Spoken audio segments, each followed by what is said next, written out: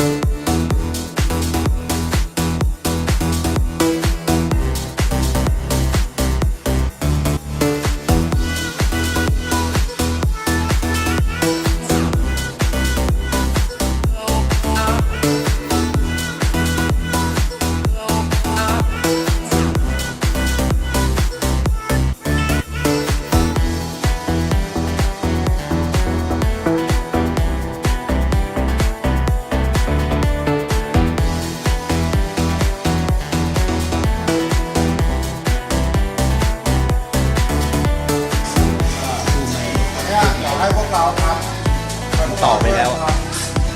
โต๊ะ1ตัวก็คือใช้คน2คนคนหนึ่งคอยอันนี้เขาเรียกว่าเกี่ยวก่อนคนคอยใส่คนนี้เข้ามาจะดูเลยนะคอยคนต้องคอยเพื่อนโต๊ะ1คนนะจับคู่กันคนหนึ่งถือสว่านคนหนึ่งถือเกลียวปล่อยใครไม่มีสว่านก็ไม่เอาไม้มาใส่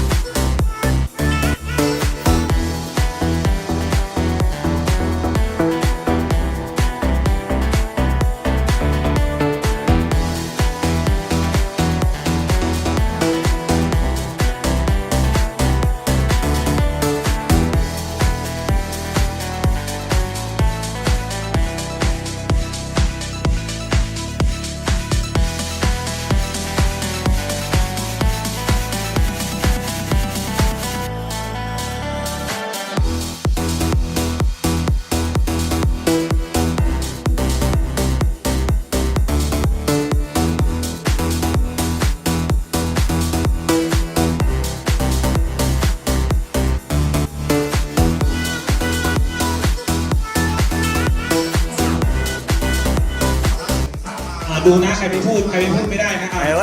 รหันหน้าออกทุกคนหันหน้าออกแล้วก็พูดพร้อมกันใครไม่ขยับปากไม่ได้เสื้อพอเตรียมตัวน้ำตาไหลได้เลยคราวนี้1 2 3 สกุล เวลาที่เราจะทำอะไรให้ใครไม่ต้องไปสนใจว่าเรา จะได้ จะได้อะไร แต่ที่แน่ๆคือ เราได้ทำ เอ้ย เวลาที่เราจะทำอะไรให้ใคร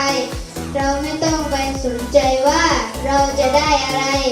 แต่ที่เราเนี่ยได้แน่ๆคือเราได้ทำ ในอนาคตถ้าเราเติบโตไปข้างหน้าให้จำภาพคนนี้ไว้ว่ามีคนมาให้เรา ถ้าเรามีโอกาสนะครับถ้าเราโตไปแล้วต่อไปทำงานทำการแล้วถ้าเรามีโอกาสให้นึกถึงวันนี้ แล้วถ้าเราแบ่งปันต่อเพื่อนร่วมชาติร่วมมนุษย์ร่วมโลกเราได้ก็ทำแบ่งปันเพื่อนโอเคนะครับขอให้ทุกคนรักษาโต๊ะที่เราทำไว้ให้ใช้กันรุ่นสู่รุ่นหลายๆรุ่น